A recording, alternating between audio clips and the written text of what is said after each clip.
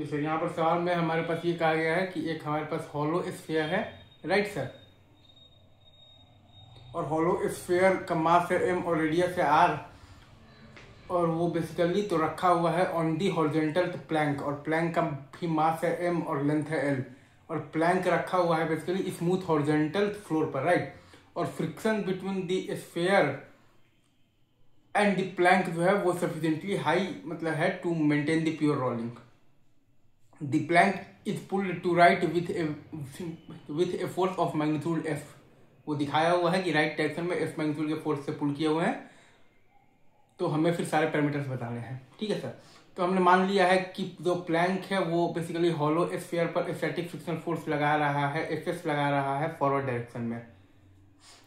तो hollow sphere जो है वो आपका तो प्लैंक पर बेसिकली मतलब कि स्टैटिक फ्रिक्शन फोर्स लगाएगा, बेसिकली Fs लगाएगा बैकवर्ड डायरेक्शन में। हमने ये माना है कि आपका जो प्लैंक है वो बेसिकली हॉलो स्फीयर पर स्टैटिक फ्रिक्शन फोर्स लगा रहा है Fs फॉरवर्ड डायरेक्शन में, ठीक है सर। तो आप देखिएगा ना, तो V हॉलो स्फीयर और plus omega are is equal to V plank. ये बेसिकली स्टार्टिंग में तो ये आपके पास तो कंडीशन तो सेटिस्फाइड है क्योंकि 0 बराबर 0 है। तो अब बस स्टैटिक फ्रिक्शनल फोर्स जो है वो खुद को ऐसे एडजस्ट करेगा ताकि ए हॉलो स्फीयर और plus alpha is equal to a of the plank भी हो जाए, ताकि V हॉलो स्फीयर और plus omega are is equal to V plank pure rolling maintain रहे, राइट।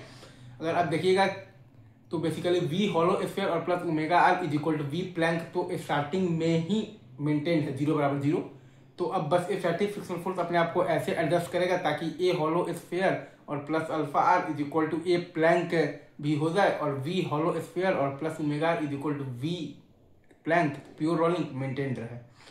तो वही कंडीशन हमें लगाना है कि ए हॉलो स्फीयर और plus alpha is equal to a plank. तो ए हॉलो स्फीयर आ जाएगा हमारे पास Fs बाई एम और प्लस अल्फा आर, अल्फा आता है हमारे पास टॉर्क बाई आई, तो Fs into R by I आ जाएगा हमारे पास 2/3 mr square into R is equal to आपके पास जब ए प्लैंक आएगा तो चूंकि बेसिकली जो प्लैंक है वो हॉलो स्फीयर पर स्टैटिक फ्रिक्शनल फोर्स लगा रहा है Fs फॉरवर्ड डायरेक्शन में, तो हॉलो स्फीयर भी प्लैंक पर स्टैटिक फ्रिक्शनल फोर्स लगाएगा बेसिकली Fs बैकवर्ड डायरेक्शन में।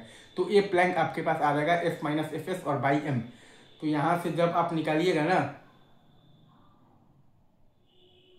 ठीक है सर, तो यहाँ से जब आप निकालिएगा ना तो वैल्यू ऑफ Fs तो वो आपके पास आ जाएगा 2f/7। यहाँ से आपके पास आ जाएगा Fs बराबर आ जाएगा 2f/7। तो ए प्लैंक आपके पास आ जाएगा 5f और बाई 7m। ए प्लैंक आपके पास आ जाएगा 5f/7। आई गेस बहुत अच्छे से मैंने समझा दिया है, और अब भी ना समझ में आए तो स्टार्टिंग से पूरा वीडियो देखिए, मजा आएगा और इंजॉय। चलिए sir, thank you very much, love you guys.